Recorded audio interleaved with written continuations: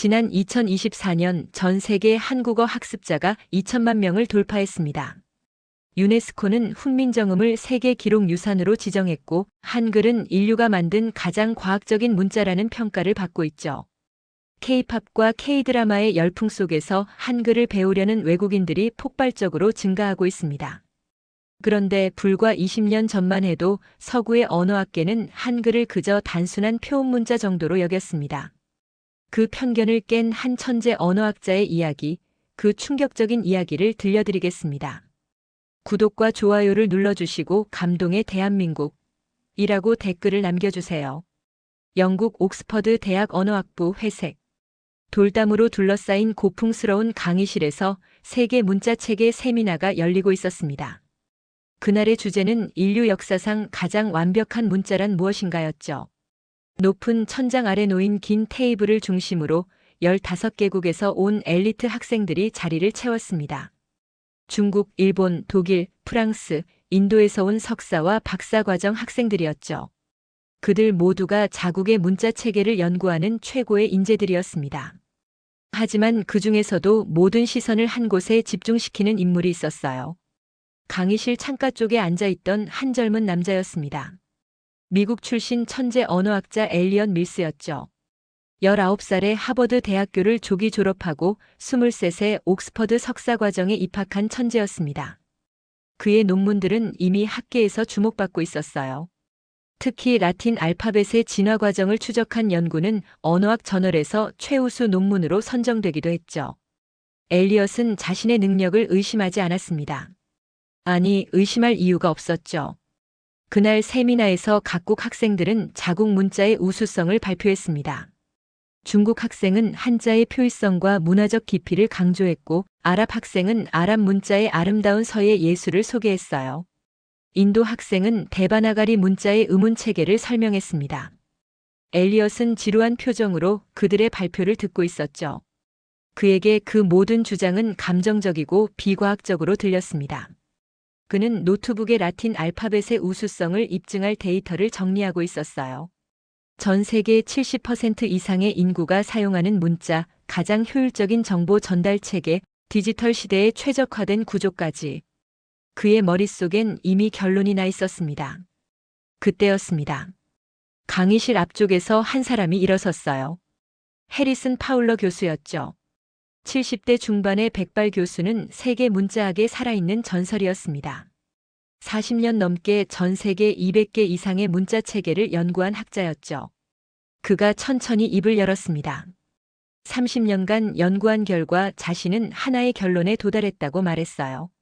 한글은 세계 최고의 문자라는 선언이었습니다. 강의실이 술렁이기 시작했습니다. 학생들이 서로를 바라보며 속삭였죠. 엘리엇의 손가락이 키보드 위에서 멈췄습니다. 그는 천천히 고개를 들어 교수를 바라봤어요. 파울러 교수는 계속 말을 이어갔습니다. 한글은 창제자가 명확하고 창제 원리가 과학적으로 기록된 유일한 문자라고 했죠. 발음 기관의 모양을 본떠 만든 자음, 천지인 삼재 사상을 담은 모음, 그리고 무엇보다 백성을 가르치려는 철학이 담긴 문자라는 설명이었습니다. 엘리엇의 눈빛이 차갑게 변했습니다. 그의 얼굴에 비웃음이 스쳤어요. 그는 자리에서 벌떡 일어났습니다. 그리고 교수에게 그건 감정적인 발언이 아니냐고 반문했죠. 학생들이 일제히 엘리엇을 돌아봤습니다. 그는 개의치 않고 말을 이어갔어요. 한글이 과학적이라는 건 인정하지만 세계 최고라는 건 과장이라고 했습니다. 라틴 알파벳은 전 세계에서 가장 널리 쓰이고 있고 디지털 시대에 가장 적합한 문자라고 주장했죠. 사용자 수와 활용도에서 압도적이라는 논리였습니다. 파울러 교수는 조용히 엘리엇을 바라봤습니다. 그의 눈빛엔 실망도 화도 없었어요. 오히려 기대 같은 게 서려 있었습니다. 교수는 엘리엇에게 물었습니다. 문자의 위대함을 사용자 수로만 평가할 수 있느냐고요. 그렇다면 중국어는 한글보다 위대한 것이냐고 되물었죠. 엘리엇이 입술을 깨물었습니다. 그는 아니라고 대답하면서도 한글이 라틴 알파벳보다 우수하다는 명확한 증거가 있느냐고 반박했어요. 파울러 교수가 미소 지었습니다. 그 미소엔 도전이 담겨 있었어요. 교수는 엘리엇에게 제안했습니다. 직접 증명해 보라고요. 한글보다 더 우수한 문자가 있다는 걸 말이죠. 강의실이 조용해졌습니다. 모든 학생들이 숨을 죽이고 두 사람을 바라봤어요. 엘리엇의 어깨가 긴장으로 굳었습니다. 그는 자신의 자존심이 도전받고 있음을 느꼈죠. 엘리엇은 증명하겠다고 선언했습니다.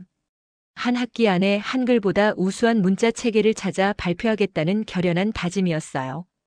파울러 교수가 고개를 끄덕이며 기대하겠다고 답했습니다. 그는 천천히 자리에 앉았죠.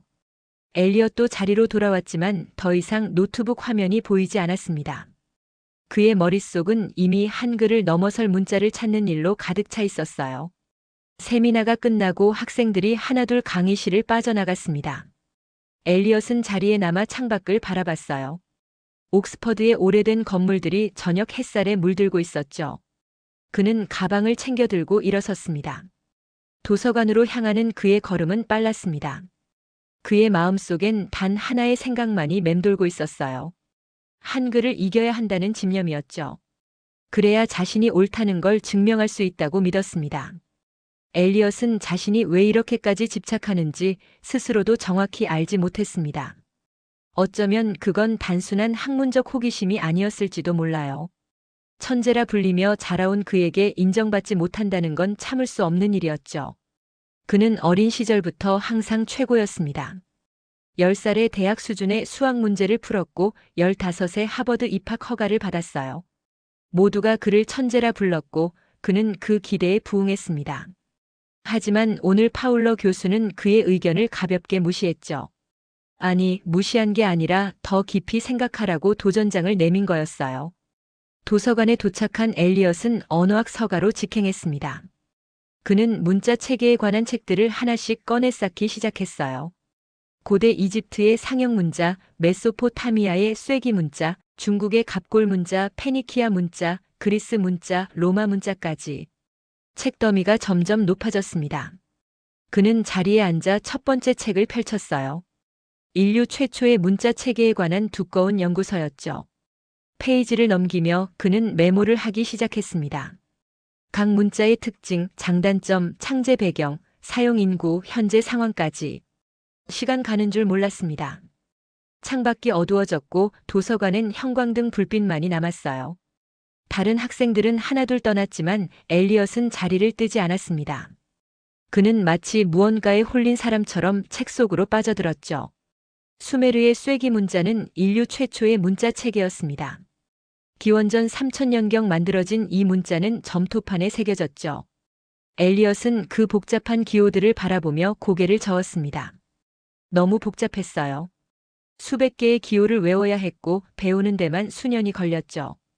이집트의 상형 문자도 마찬가지였습니다. 아름답지만 실용성이 떨어졌어요. 그는 페이지를 넘겼습니다. 페니키아 문자가 눈에 들어왔어요. 22개의 자음으로 이루어진 이 문자는 후대 알파벳의 조상이었죠. 간결하고 효율적이었습니다. 엘리엇의 눈빛이 잠시 밝아졌어요. 하지만 곧 실망으로 바뀌었습니다. 모음이 없었기 때문이죠. 독자가 문맥을 통해 모음을 추측해야 했어요. 그리스 문자는 페니키아 문자에서 발전했습니다. 처음으로 모음을 추가한 문자였죠. 엘리엇은 흥미를 느꼈어요. 자음과 모음의 조합, 이건 중요한 진전이었습니다. 하지만 여전히 무언가 부족했어요. 창제 원리가 명확하지 않았죠. 그저 필요에 따라 진화한 문자였습니다. 로마의 라틴 알파벳도 마찬가지였어요. 실용적이고 효율적이지만 체계적인 창제 원리는 없었습니다. 엘리엇은 한숨을 쉬었습니다. 그가 찾는 건 이런 게 아니었어요.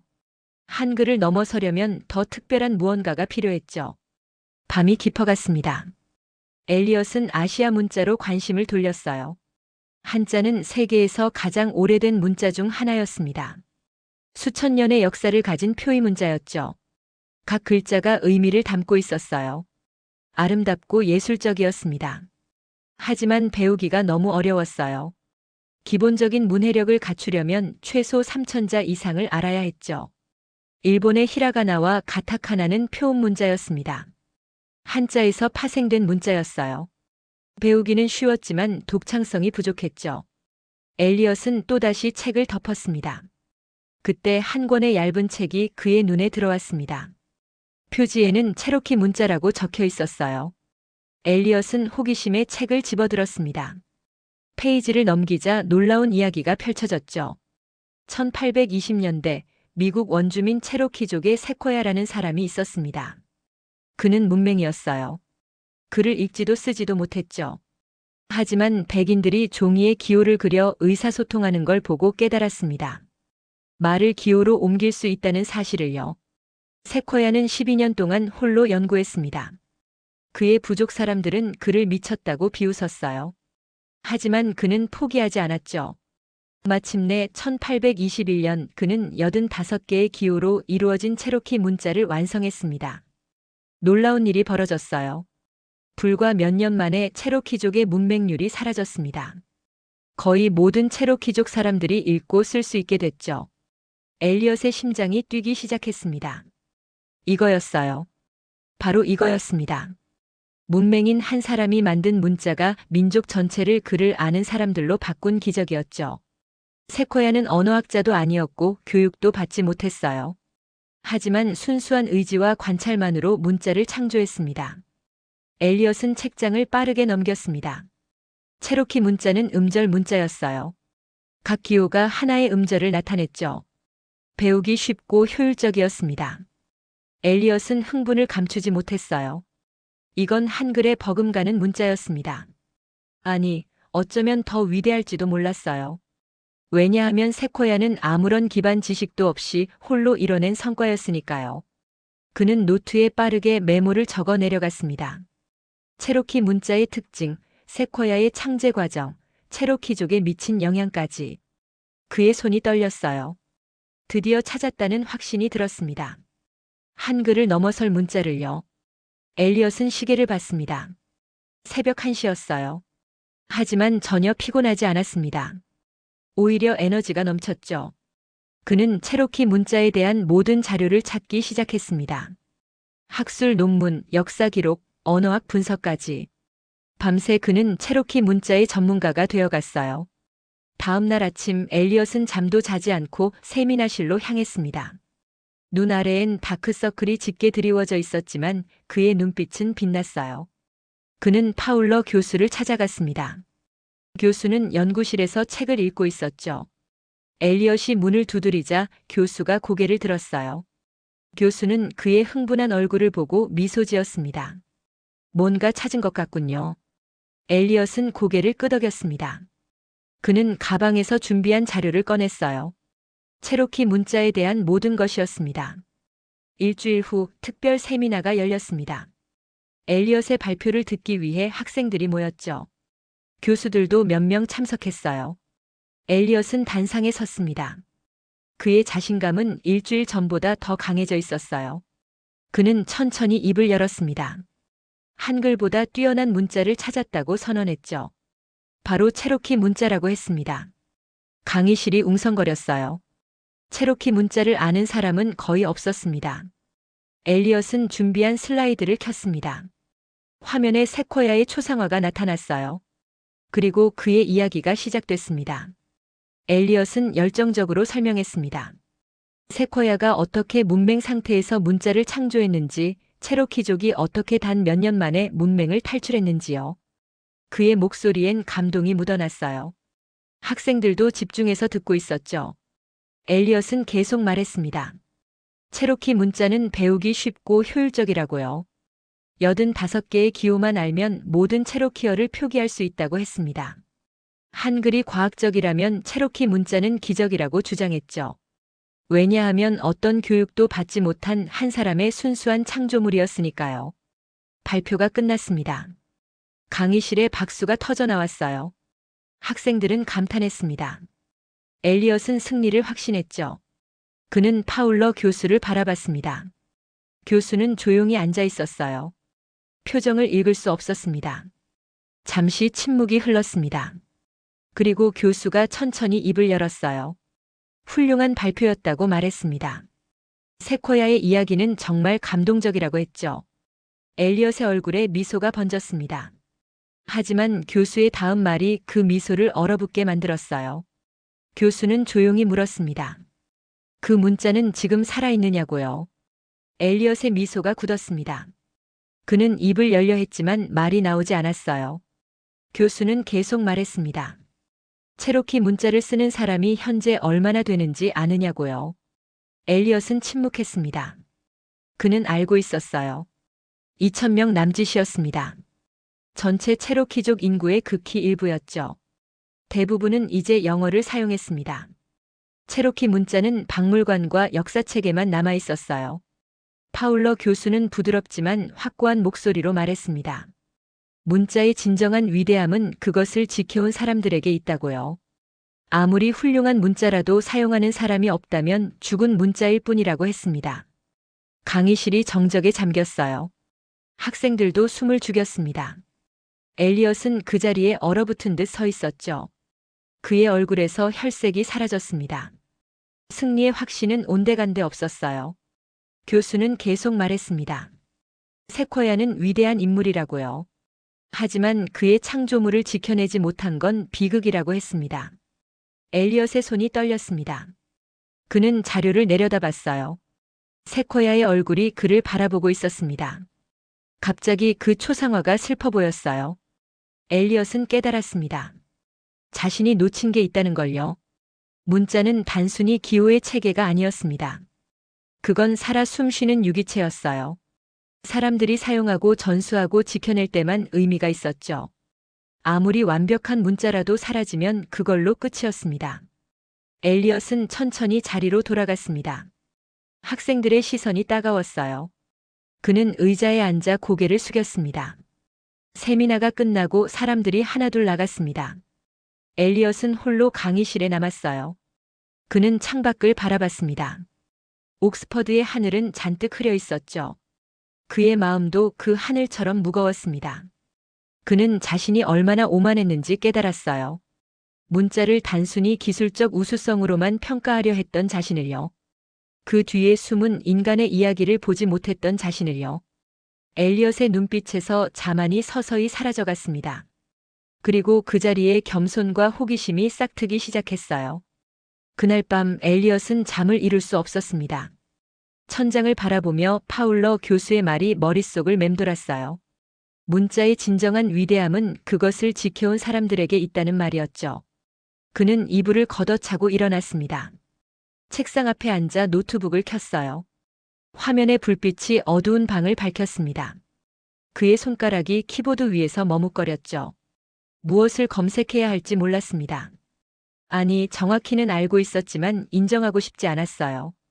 그는 깊은 숨을 들이쉬고 검색창에 한글이라고 입력했습니다. 수백 개의 검색 결과가 쏟아져 나왔습니다. 엘리엇은 첫 번째 링크를 클릭했어요. 훈민정음에 관한 학술 논문이었죠. 그는 읽기 시작했습니다. 1443년 조선의 네 번째 왕 세종이 한글을 창제했다는 내용이었어요. 엘리엇은 이미 알고 있는 사실이었지만 이번엔 달랐습니다. 그는 한 글자 한 글자 천천히 읽었어요. 세종대왕은 백성들이 그를 몰라 억울함을 호소하지 못하는 걸 안타까워했다고 했습니다. 그래서 누구나 쉽게 배울 수 있는 문자를 만들기로 결심했죠.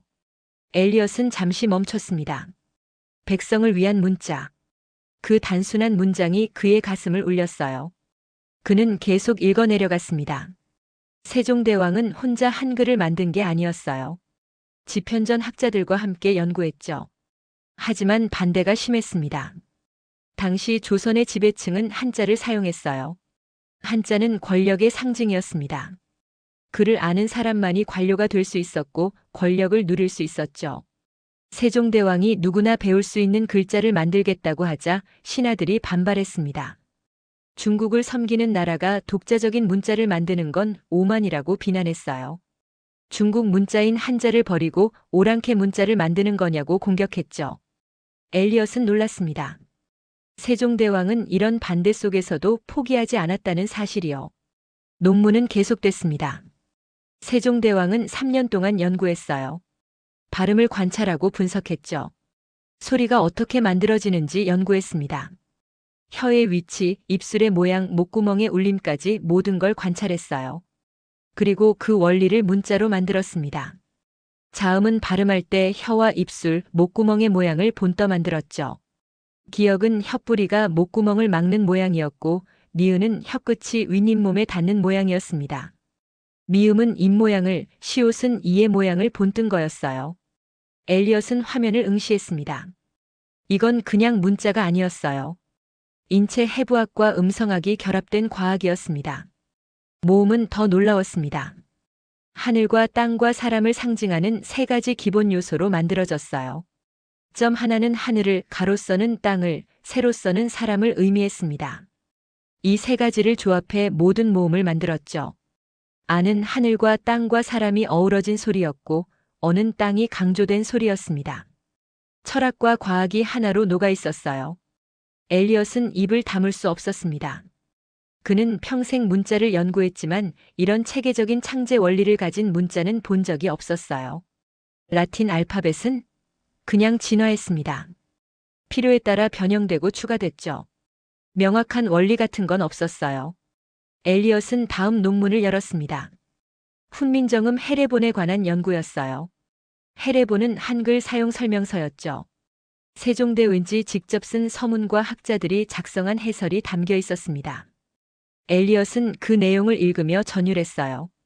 나라의 말이 중국과 달라 한자로는 제대로 표현할 수 없다는 세종대왕의 고민이 담겨 있었습니다.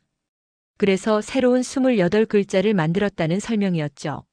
어린아이도 열흘이면 배울 수 있고 지혜로운 사람은 아침나절이면 깨우칠 수 있다는 자신감도 보였어요. 엘리엇은 감탄했습니다. 이건 단순한 문자 창제가 아니었어요. 언어 민주화 선언이었습니다. 시간이 흘렀습니다. 새벽 3시가 넘었지만 엘리엇은 멈출 수 없었어요. 그는 한글의 역사를 계속 추적했습니다. 세종대왕 이후의 이야기들이 펼쳐졌죠. 한글은 처음엔 언문이라 불렸어요. 낮은 사람들의 글이라는 뜻이었습니다. 양반들은 한글을 무시했죠. 여자들이나 쓰는 글이라고 비하했습니다. 하지만 백성들은 한글을 받아들였어요. 시장에서 편지를 쓰고 이야기를 기록했습니다. 여성들은 한글로 시를 쓰고 감정을 표현했죠. 한글은 천천히 하지만 확실하게 조선 사회에 뿌리 내렸습니다. 그리고 일제강점기가 왔습니다. 엘리엇은 마우스를 멈췄어요.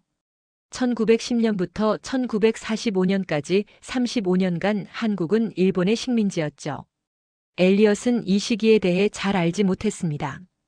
그는 새로운 검색을 시작했어요. 일제강점기 한글이라고 입력했죠. 화면에 나타난 내용이 그를 멈춰 세웠습니다. 1938년 일본은 조선어 교육을 금지했어요. 학교에서 한글을 가르치는 것이 불법이 됐습니다. 한글 신문과 잡지가 폐간됐죠. 한글로 된 책들이 불태워졌습니다. 일본은 한국인들을 일본인으로 만들려고 했어요. 언어는 그 첫 번째 도구였죠. 엘리엇은 숨이 막혔습니다. 그는 계속 읽었어요. 한글을 사용하다 적발되면 어떻게 됐는지 나와 있었습니다. 감옥에 갇혔어요. 고문당했습니다. 죽임을 당하기도 했죠. 하지만 한국인들은 포기하지 않았습니다. 비밀 학교를 만들었어요. 밤에 몰래 모여 아이들에게 한글을 가르쳤습니다. 지하실에서, 창고에서, 산속에서 한글 교육이 이어졌죠. 엘리엇은 한 사진을 발견했습니다. 흑백 사진 속에 할머니 한 분이 아이들 앞에 서 있었어요. 아이들은 바닥에 앉아 작은 책을 들고 있었습니다. 한글 교과서였죠. 사진 설명에는 이렇게 적혀 있었습니다. 비밀 한글 학교 1940년경이라고요. 엘리엇의 가슴이 뛰었습니다. 그는 그 할머니의 얼굴을 자세히 들여다봤어요. 주름진 얼굴엔 결연함이 서려 있었습니다. 두려움도 있었을 거예요. 하지만 포기하지 않겠다는 의지가 더 강했죠. 엘리엇은 상상했습니다. 밤마다 위험을 무릅쓰고 모이는 사람들을요. 일본 경찰에게 들킬까봐 두려워하면서도 한글을 가르치는 선생님들을요. 추운 겨울밤 촛불 아래서 한글을 배우는 아이들을요. 그들에게 한글은 단순한 문자가 아니었습니다. 정체성이었어요. 자유였습니다.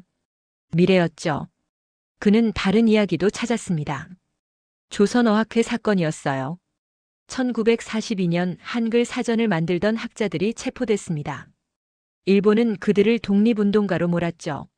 사전 편찬이 민족의식을 고취하는 범죄라는 이유였습니다. 학자들은 감옥에 갇혔어요. 혹독한 고문을 당했습니다. 2명이 옥중에서 사망했죠. 이윤재와 한징이라는 학자였습니다. 그들은 한글을 지키다 목숨을 잃었어요. 엘리엇은 그들의 사진을 바라봤습니다. 평범해 보이는 중년 남자들이었어요. 가족이 있었을 거예요. 꿈도 있었을 거고요. 하지만 그들은 한글을 선택했습니다. 목숨보다 한글을 선택했죠. 엘리엇의 눈시울이 뜨거워졌습니다. 그는 지금까지 문자를 학문의 대상으로만 봤어요. 분석하고 비교하고 평가할 대상이었죠. 하지만 한글은 달랐습니다. 한글 뒤에는 사람들이 있었어요. 목숨 걸고 지켜낸 사람들이 있었습니다. 엘리엇은 자신이 얼마나 무지했는지 깨달았어요. 체로키 문자를 가지고 한글에 도전했던 자신이 부끄러웠습니다. 체로키 문자도 위대했어요. 하지만 그걸 지켜낼 사람들이 없었습니다. 반면 한글은 수백 년 동안 사람들이 지켜왔죠. 억압 속에서도 금지 속에서도 죽음의 위협 속에서도 살아남았습니다. 새벽 5시가 됐습니다.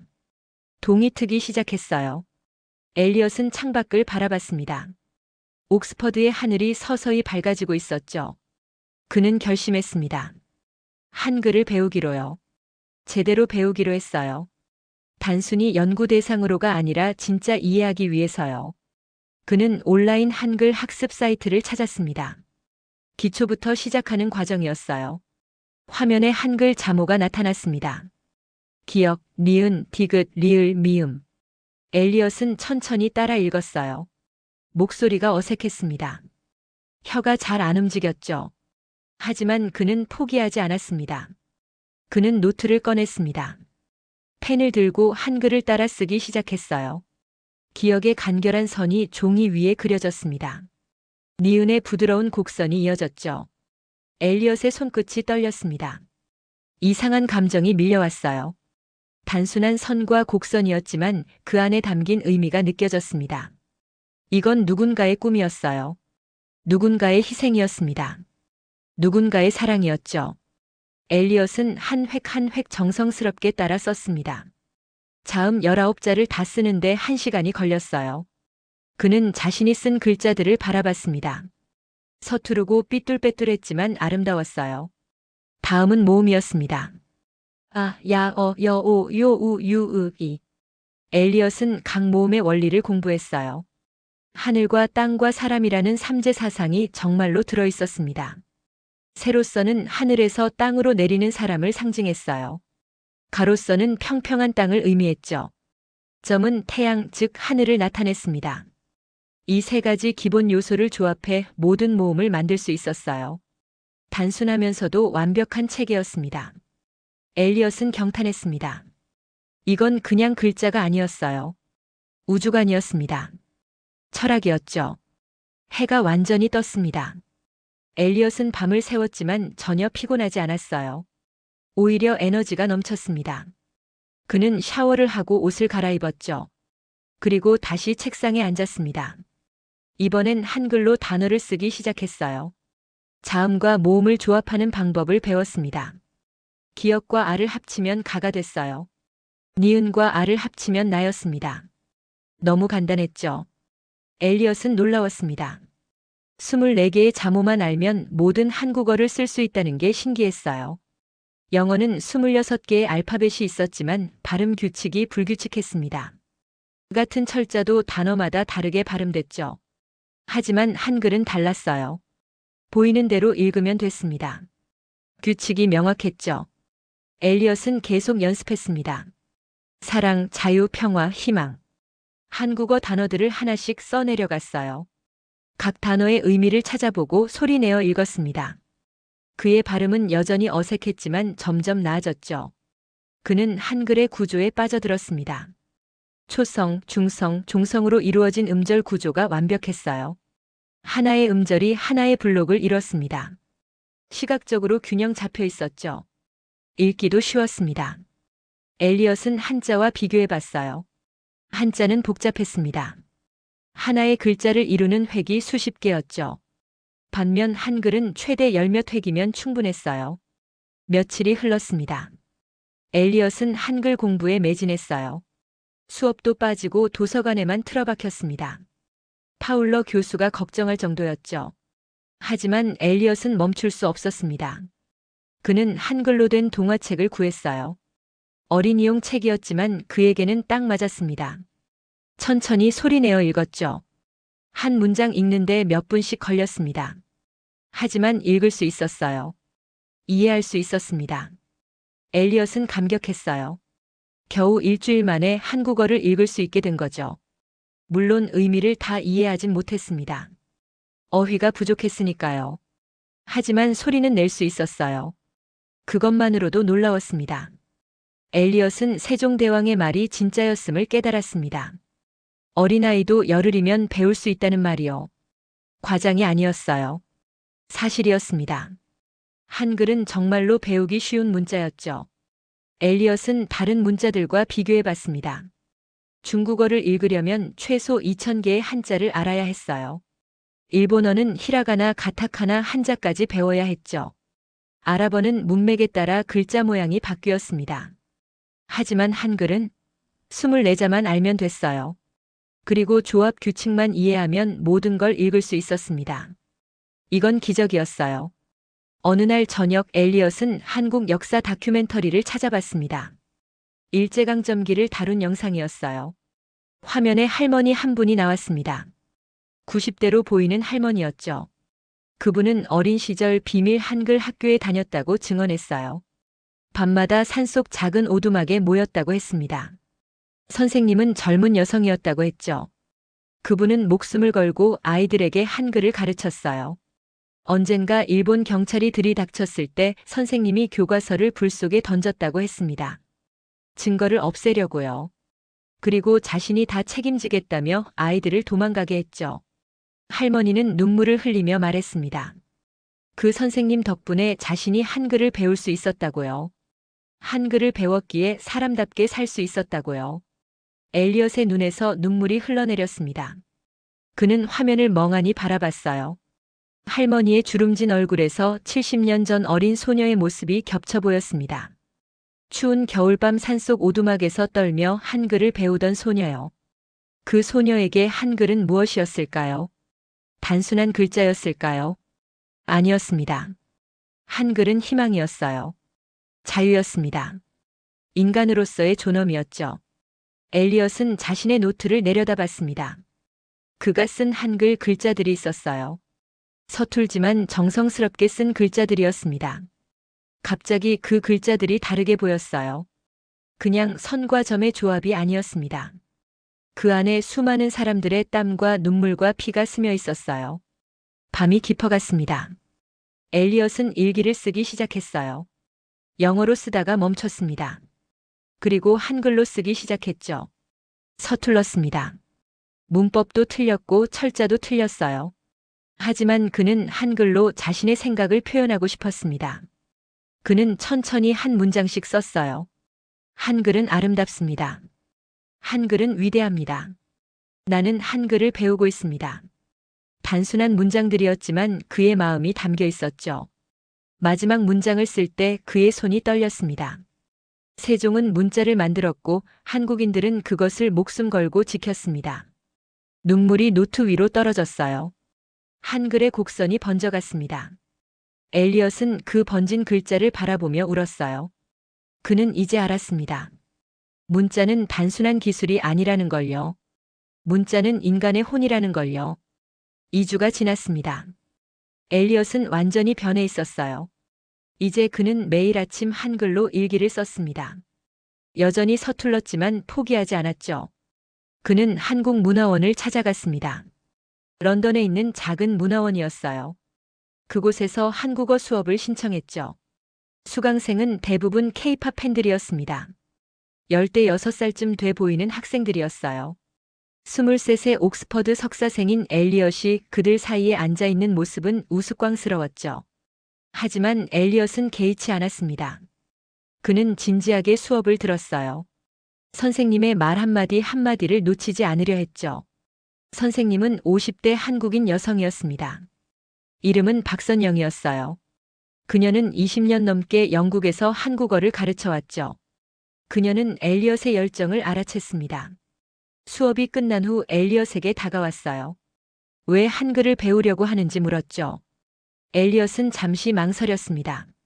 그리고 솔직하게 말했어요. 처음엔 한글을 무시했다고요. 하지만 한글 뒤에 숨은 이야기를 알게 됐다고 했습니다. 이제는 제대로 이해하고 싶다고 했죠. 선생님의 눈빛이 부드러워졌습니다. 그녀는 고개를 끄덕였어요. 그리고 한 권의 책을 건넸습니다. 훈민정음 해례본 영역본이었죠. 엘리엇은 그날 밤 그 책을 읽었습니다. 영어 번역이었지만 원문의 힘이 느껴졌어요. 세종대왕의 서문이 그의 마음을 울렸습니다. 나라의 말이 중국과 달라 한자와 서로 통하지 아니하므로 어리석은 백성들이 말하고자 하는 바가 있어도 마침내 제 뜻을 펴지 못하는 사람이 많다는 구절이었죠. 엘리엇은 그 문장을 여러 번 읽었습니다. 세종대왕은 백성을 어리석다고 했지만 그건 비하가 아니었어요. 안타까움이었습니다. 교육받지 못한 사람들을 향한 연민이었죠. 그리고 그 다음 문장이 더 강렬했습니다. 내가 이를 불쌍히 여겨 새로 28글자를 만드니 사람마다 쉽게 익혀 날마다 쓰는데 편하게 하고자 할 따름이라는 선언이었어요. 엘리엇은 책을 덮었습니다. 가슴이 뛰었어요. 이건 단순한 문자 창제가 아니었습니다. 혁명이었죠. 15세기에 왕이 백성을 위해 글자를 만들었다는 게 믿기지 않았어요. 당시 유럽은 어땠을까요? 라틴어는 성직자와 귀족의 전유물이었습니다. 평민들은 글을 배울 기회조차 없었죠. 하지만 조선에서는 왕이 직접 모든 백성이 글을 배울 수 있게 하려고 했습니다. 엘리엇은 전율했어요. 이게 진짜 리더십이구나 싶었습니다. 이게 진짜 사랑이구나 싶었죠. 다음 날 엘리엇은 도서관에서 세종대왕에 관한 자료를 찾았습니다. 그는 세종의 삶을 추적했어요. 세종은 조선의 네 번째 왕이었습니다. 1418년에 즉위했죠. 그는 학문을 사랑했어요. 지편전이라는 학술 기관을 만들어 학자들을 양성했습니다. 과학과 음악과 천문학을 발전시켰죠. 하지만 무엇보다 그가 고민한 건 백성의 삶이었습니다. 엘리엇은 여러 기록을 읽었어요. 세종은 농사법을 개선하고 세금을 줄였다고 했습니다. 법을 정비해 억울한 사람이 없도록 했죠. 그리고 한글을 만들었습니다. 백성이 말하고 싶은 것을 말할 수 있도록요.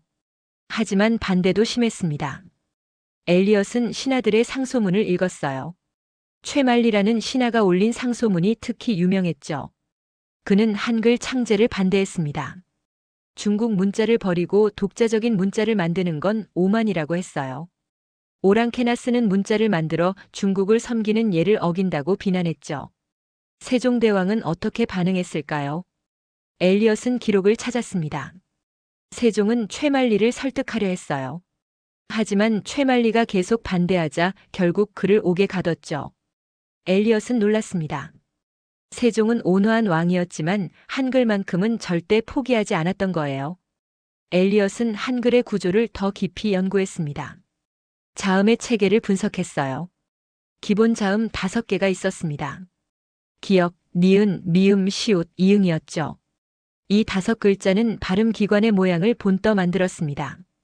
그리고 거기에 획을 더해 거센 소리를 만들었어요.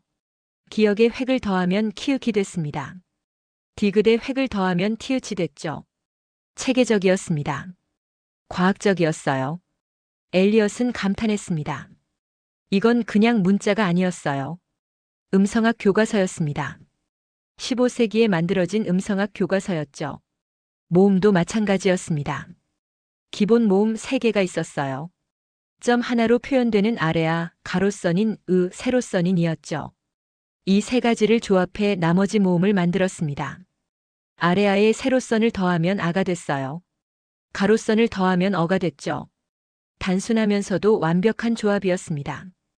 엘리엇은 화이트보드에 한글 자모를 그려가며 구조를 분석했어요. 그는 마치 수학 공식을 풀듯이 한글을 해부했습니다. 하지만 이상했어요. 해부하면 할수록 경외감이 커졌죠.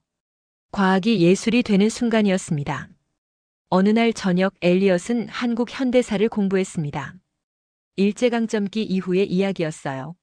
1945년 한국이 해방됐습니다. 35년 만에 자유였죠. 사람들은 무엇을 했을까요? 그들은 한글을 외쳤습니다. 거리에서 학교에서 집에서 한글로 노래하고 한글로 글을 썼어요. 금지됐던 한글 신문이 다시 발행됐죠. 사람들은 울며 한글 신문을 읽었습니다. 엘리엇은 당시 사진들을 봤어요. 한글로 쓰인 태극기를 들고 환호하는 사람들의 모습이었죠. 그들에게 한글은 단순한 문자가 아니었습니다. 자유의 상징이었어요. 독립의 증거였습니다. 하지만 시련은 끝나지 않았습니다. 1950년 한국 전쟁이 터졌어요. 3년간의 전쟁이었죠. 나라가 폐허가 됐습니다. 하지만 전쟁 중에도 한글 교육은 계속됐어요.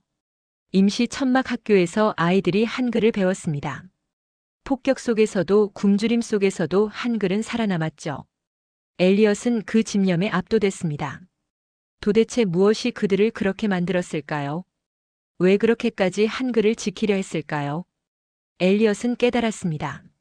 한글이 없었다면 한국도 없었을 거라는 걸요. 한글은 한국인의 정체성 그 자체였습니다. 전쟁 후 한국은 재건됐습니다. 1960년대부터 급속한 경제 발전이 시작됐어요. 한강의 기적이라 불리는 시기였죠. 엘리엇은 흥미로운 연구 논문을 발견했습니다. 한국의 높은 문해율이 경제 발전의 핵심 요인이었다는 분석이었어요. 한글 덕분에 한국인들은 빠르게 교육받을 수 있었습니다. 기술을 배우고 지식을 습득하는 게 쉬웠죠. 반면 다른 개발도상국들은 문해율이 낮아 발전이 더뎠습니다. 한글이 한국 발전의 숨은 열쇠였던 거예요. 엘리엇은 놀라웠습니다. 문자가 한 나라의 운명을 바꿀 수 있다는 사실이요. 그는 더 파고들었습니다. 디지털 시대의 한글을 연구했어요. 컴퓨터와 스마트폰이 보급되면서 새로운 도전이 생겼죠. 한자는 수천 개의 글자 때문에 입력이 어려웠습니다. 일본어도 3가지 문자 체계 때문에 복잡했어요. 하지만 한글은 달랐습니다. 자음과 모음을 조합하는 방식이 키보드에 완벽하게 맞았어요. 24개의 키만 있으면 모든 한글을 입력할 수 있었죠. 타이핑 속도도 빨랐습니다. 영어와 비슷하거나 더 빠른 속도였어요. 엘리엇은 직접 한글 타이핑을 시도해봤습니다. 처음엔 서툴렀지만 금방 익숙해졌죠. 효율적이었습니다. 세종대왕이 21세기를 예견한 것 같았어요. 인공지능 시대에도 한글은 유리했습니다. 엘리엇은 최신 논문들을 읽었어요. 한글은 음소 단위로 분해가 쉬웠기 때문에 자연어 처리에 적합했다는 연구였죠. 기계가 한글을 배우기 쉬웠습니다. 음성 인식도 정확도가 높았어요. 엘리엇은 감탄했습니다. 600년 전에 만들어진 문자가 최첨단 기술과 완벽하게 호환된다는 게 신기했죠. 이건 우연이 아니었습니다. 한글이 근본적으로 과학적이고 체계적이었기 때문이었어요. 어느 날 밤 엘리엇은 한 다큐멘터리를 봤습니다. 한글을 배우는 외국인들에 관한 이야기였어요. 인도네시아의 한 부족이 나왔습니다. 그들은 문자가 없었어요. 구전으로만 역사를 전했죠. 하지만 2009년 한국의 한 학자가 그들에게 한글을 가르쳤습니다. 그들의 언어를 한글로 표기할 수 있게 한 거예요. 놀라운 일이 벌어졌습니다. 단 몇 주 만에 부족 사람들이 글을 읽고 쓸 수 있게 됐어요. 처음으로 자신들의 역사를 기록할 수 있게 됐죠. 화면에 나온 부족 사람들의 얼굴엔 기쁨이 가득했습니다. 한 노인이 눈물을 흘리며 말했어요. 이제 우리 이야기가 사라지지 않을 거라고요. 엘리엇의 눈에서 눈물이 흘렀습니다. 한글은 한국만의 것이 아니었어요. 인류의 유산이었습니다. 세종대왕이 꿈꾼 건 조선 백성만의 문해가 아니었을지도 몰라요. 모든 인간이 말하고 싶은 것을 말할 수 있는 세상이었을지도 모릅니다. 엘리엇은 자신의 노트를 펼쳤어요. 지난 몇 주간 그가 쓴 한글들이 있었습니다. 서툴고 어설픈 글씨였지만 그의 진심이 담겨 있었죠. 그는 펜을 들었습니다. 그리고 천천히 한글로 문장을 썼어요. 이건 문자 이야기가 아니라 인간의 존엄에 대한 이야기라고요. 그는 자리에서 일어났습니다. 창밖을 바라봤어요. 런던의 야경이 펼쳐져 있었습니다. 수많은 불빛이 반짝이고 있었죠. 엘리엇은 생각했습니다. 저 불빛 하나하나가 사람들의 삶이겠죠. 각자의 언어로 말하고 글을 쓰며 살아가는 사람들이요.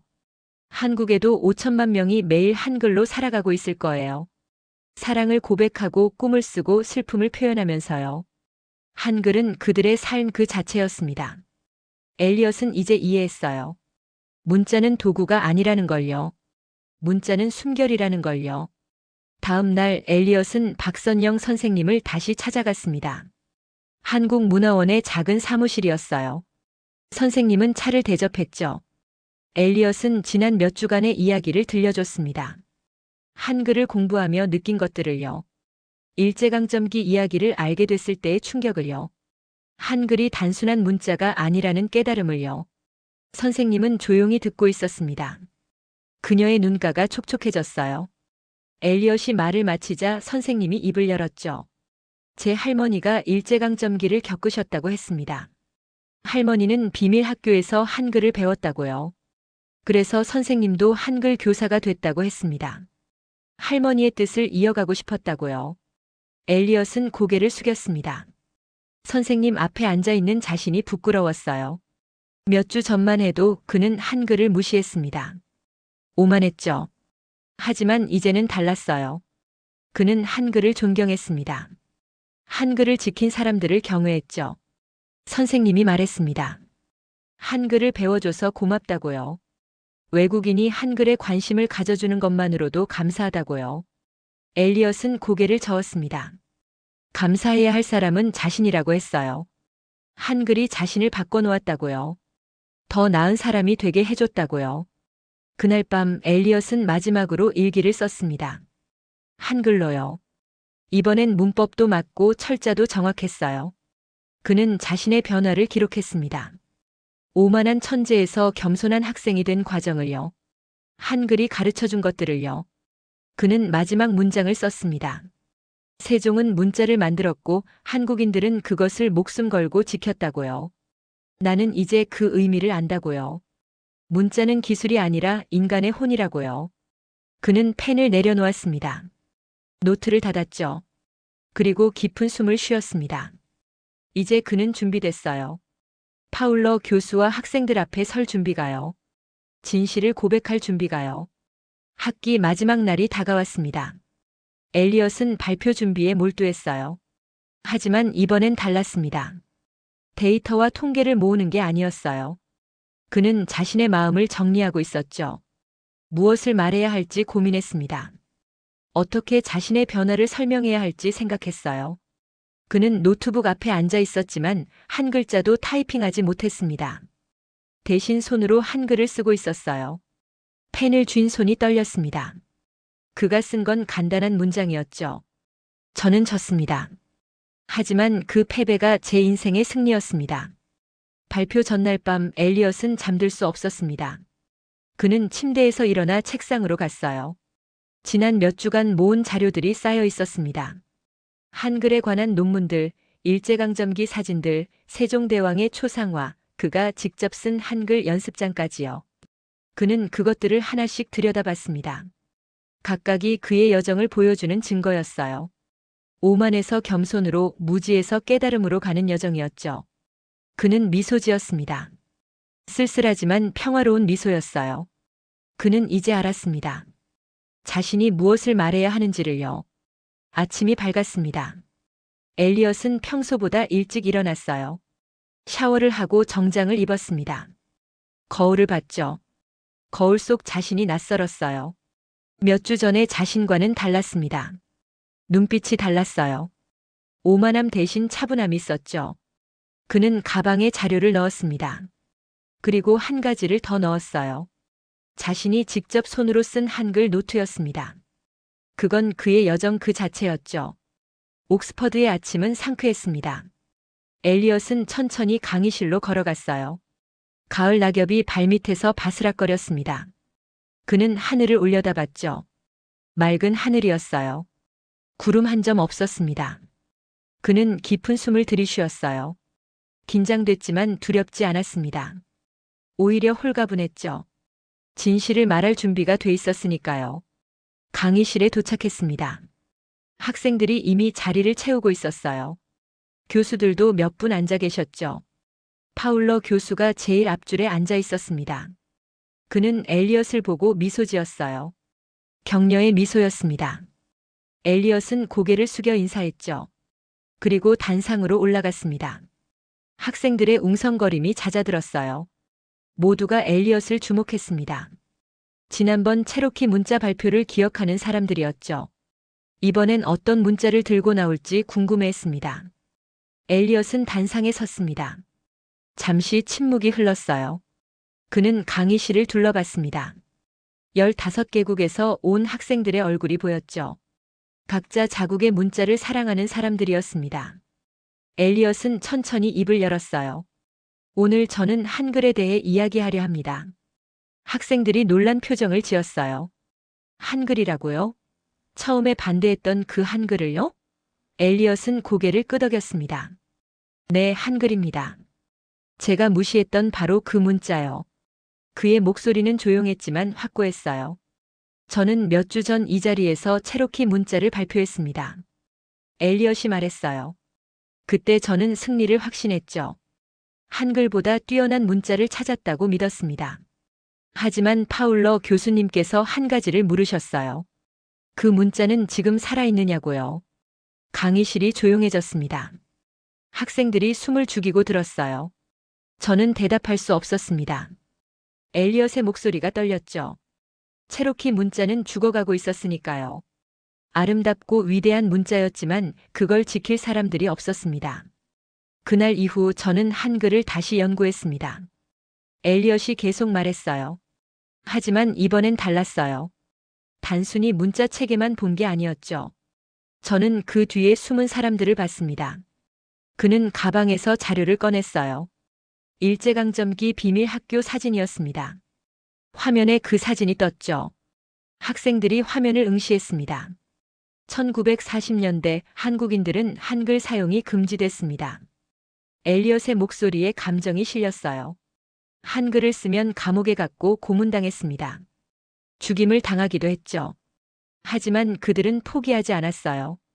화면이 바뀌었습니다. 조선어학회 학자들의 사진이 나타났어요. 이 사람들은 한글 사전을 만들고 있었습니다. 엘리엇이 설명했죠.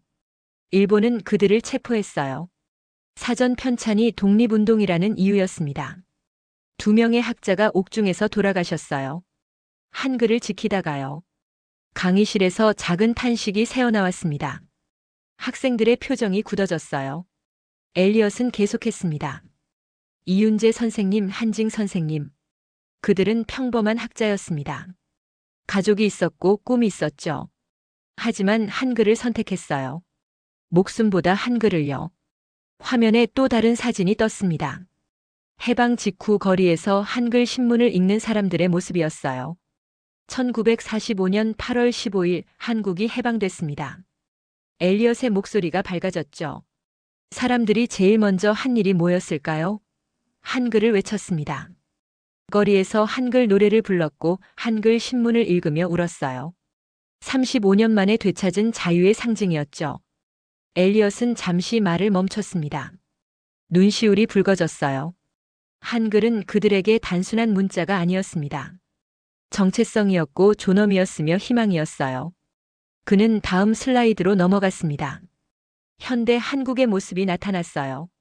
서울의 야경, 한글 간판들, 스마트폰으로 한글을 입력하는 사람들의 모습이었죠. 오늘날 한글은 살아 숨쉬고 있습니다. 엘리엇이 말했어요. 5천만 한국인이 매일 한글을 씁니다. 사랑을 고백하고 계약서를 쓰고 시를 짓죠. 한글로 과학 논문을 쓰고 소설을 쓰고 법을 만듭니다.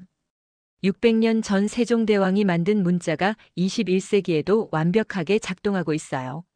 학생들이 고개를 끄덕였습니다. 놀라움이 그들의 얼굴에 가득했어요. 엘리엇은 칠판으로 다가갔습니다.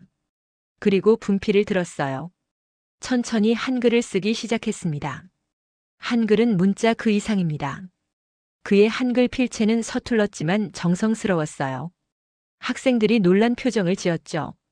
엘리엇이 한글을 쓸 줄 안다는 게 신기했습니다. 엘리엇은 분필을 내려놓고 학생들을 바라봤어요. 저는 지난 몇 주간 한글을 배웠습니다. 그의 고백이었죠. 처음엔 오만으로 시작했어요. 한글의 약점을 찾으려고요. 하지만 배우면 배울수록 놀라움만 커졌습니다. 한글은 과학입니다. 엘리엇이 말했어요. 발음 기관을 관찰해서 만든 자음, 천지인 사상을 담은 모음, 완벽한 조합 체계까지요. 15세기에 만들어진 문자가 현대 음성학의 원리를 담고 있어요. 하지만 한글은 과학 그 이상입니다. 그의 목소리에 힘이 실렸죠. 한글은 철학이에요.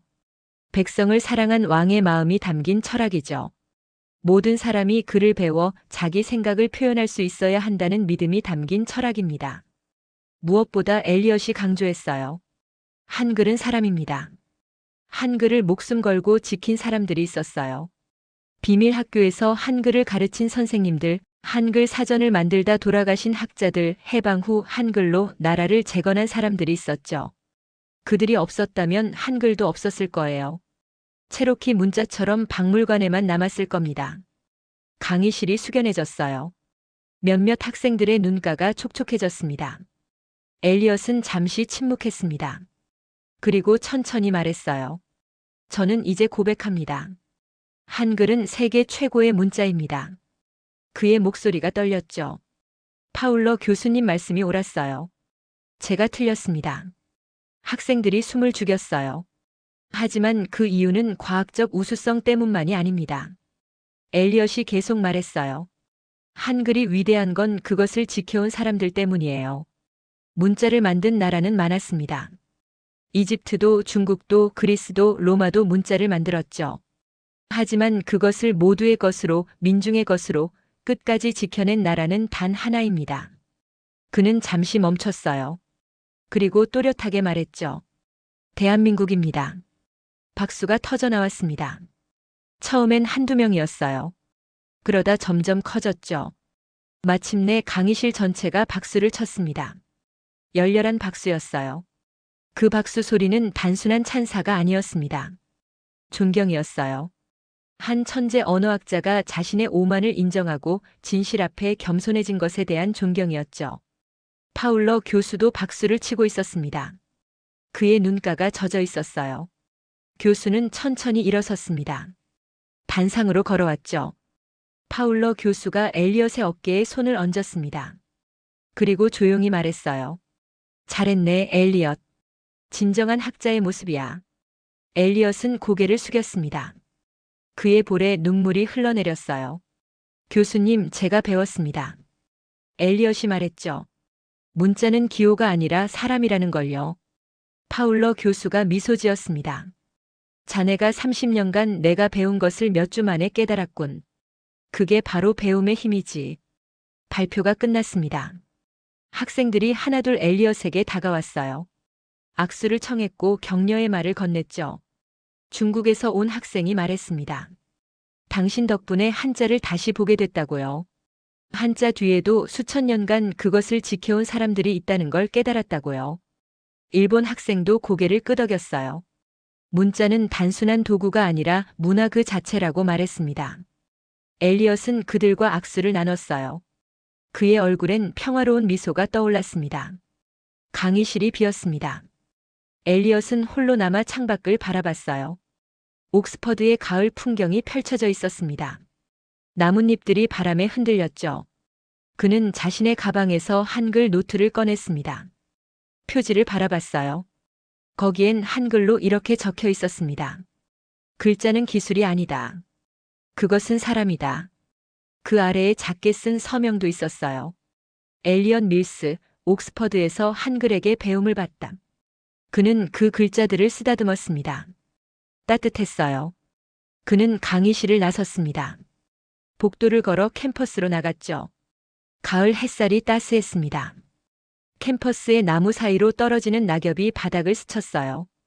엘리엇은 그 낙엽을 밟으며 천천히 걸었습니다. 그의 발걸음은 가벼웠어요. 마음도 가벼웠습니다. 그는 더 이상 무언가를 증명하려 하지 않았죠. 오히려 배우고 싶었습니다. 더 많은 것을요. 그날 저녁 엘리엇은 박선영 선생님께 문자를 보냈습니다. 한글로요. 선생님 덕분에 오늘 발표를 무사히 마쳤습니다. 한글을 가르쳐 주셔서 감사합니다. 앞으로도 계속 배우고 싶습니다. 몇 분 후 답장이 왔어요. 축하해요, 엘리엇. 당신은 이미 훌륭한 한글 배우미가 됐어요. 엘리엇은 미소 지었습니다. 한글 배우미. 좋은 표현이었어요. 그는 평생 한글을 배우는 사람으로 살고 싶었습니다. 밤이 깊어갔습니다. 엘리엇은 책상 앞에 앉아 마지막 일기를 썼어요. 한글로요. 오늘 나는 고백했다. 내가 틀렸다고. 한글이 세계 최고의 문자라고. 하지만 그건 패배가 아니었다. 승리였다. 진실을 인정하는 용기를 배웠으니까. 겸손을 배웠으니까. 사람을 보는 법을 배웠으니까. 그는 펜을 내려놓았어요. 그리고 창밖을 바라봤습니다. 별이 빛나고 있었죠. 저 멀리 한국에서도 같은 별을 볼 수 있을 거라고 생각했습니다. 한글을 쓰는 사람들이 저 별빛 아래 살아가고 있을 거라고요. 엘리엇은 자리에서 일어났습니다. 서랍을 열고 하얀 종이를 꺼냈어요. 그리고 붓펜을 들었습니다. 천천히 정성스럽게 한 문장을 썼죠. 한글로요.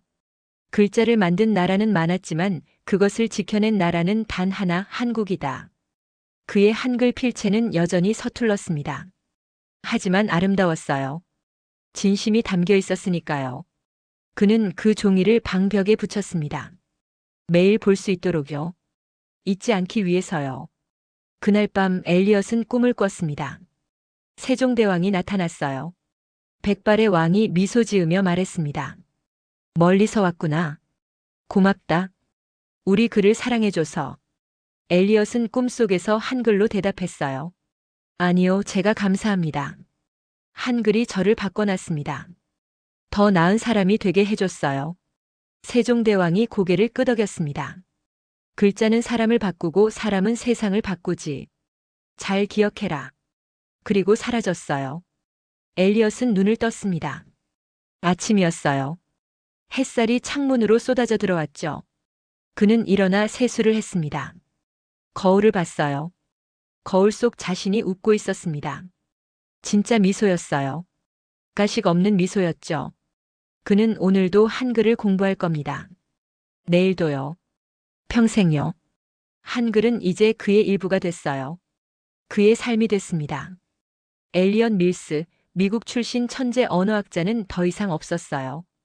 이제 그는 그냥 엘리엇이었습니다. 한글을 사랑하는 한 사람이었죠. 몇 년 후 엘리엇은 박사 논문을 썼습니다. 주제는 문자와 문화 정체성이었어요. 한글을 중심으로 한 연구였죠. 그 논문은 학계에서 큰 주목을 받았습니다. 하지만 엘리엇에게 중요한 건 명성이 아니었어요. 그는 한글의 의미를 세상에 알리고 싶었을 뿐이었습니다. 그리고 그는 성공했죠. 그의 논문을 읽은 수많은 학자들이 한글에 관심을 갖기 시작했어요. 어떤 이들은 한글을 배우기도 했습니다. 엘리엇의 여정이 다른 사람들의 여정을 시작하게 한 거죠. 세월이 흘렀습니다. 엘리엇은 교수가 됐어요. 그는 학생들에게 문자를 가르쳤습니다. 하지만 단순히 문자 체계만 가르치지 않았죠. 그 뒤에 숨은 사람들의 이야기를 가르쳤습니다. 문자는 기술이 아니라 인간의 혼이라고 강조했어요. 학생들은 그의 수업을 사랑했습니다. 그는 파울러 교수처럼 됐죠. 학생들에게 영감을 주는 스승이 됐습니다. 어느 날 엘리엇은 한국을 방문했습니다. 생애 처음이었어요. 인천공항에 내렸을 때 그는 떨렸습니다. 공항 곳곳에 한글이 보였어요. 간판, 안내문, 광고판까지 모두 한글이었죠. 그는 그 한글들을 하나하나 읽었습니다. 감동이 밀려왔어요. 그가 공부한 문자가 살아 숨쉬고 있었습니다. 수천만 명이 매일 사용하고 있었죠. 그는 눈물을 흘렸습니다. 공항에서요. 사람들이 이상하게 봤지만 개의치 않았어요. 서울 거리를 걸으며 그는 한글을 봤습니다. 카페 간판, 버스 정류장, 책방 진열대까지 모든 곳에 한글이 있었어요. 사람들이 스마트폰으로 한글을 입력하고 있었죠. 연인들이 한글로 문자를 주고받고 있었습니다. 아이들이 한글 책을 읽고 있었어요. 한글은 죽은 문자가 아니었습니다. 가장 살아있는 문자였어요. 엘리엇은 벤치에 앉아 그 모습을 바라봤습니다. 행복했어요. 한글이 살아있어서요. 한글을 사랑하는 사람들이 있어서요. 그는 세종대왕 동상을 찾아갔습니다. 광화문 광장에 서 있는 거대한 동상이었어요. 세종대왕이 책을 들고 백성을 내려다보고 있었죠. 엘리엇은 동상 앞에 섰습니다. 고개를 숙여 절을 했어요. 진심이 담긴 절이었습니다. 감사했어요. 세종대왕이 한글을 만들어줘서요. 한글 덕분에 자신이 더 나은 사람이 됐으니까요. 엘리엇은 한글로 속삭였습니다. 감사합니다, 세종대왕님. 당신의 꿈은 이루어졌습니다. 한글은 살아있습니다. 한국을 떠나는 날 엘리엇은 작은 노트를 샀습니다. 표지에 태극 문양이 새겨진 노트였어요. 그는 첫 페이지에 한글로 썼습니다. 한글은 단지 문자가 아니다. 그건 세종이 만들고 백성이 지켜내고 세계가 배우는 기적이다. 오늘도 누군가는 한글로 사랑을 고백하고 또 누군가는 꿈을 쓴다. 우리가 쓰는 이 글자 하나하나가 바로 역사를 이어가는 숨결이다. 그는 펜을 내려놓았어요. 미소 지었습니다. 이제 그는 알았어요. 문자는 영원하지 않지만 사람들의 사랑은 영원하다는 걸요. 한글이 600년을 살아남은 건 과학 때문이 아니라 사랑 때문이라는 걸요. 비행기가 이륙했습니다. 엘리엇은 창밖을 내다봤어요. 서울의 불빛이 점점 멀어졌죠. 하지만 그의 가슴 속엔 한글이 남아 있었습니다. 영원히요. 그는 노트를 펼쳤습니다.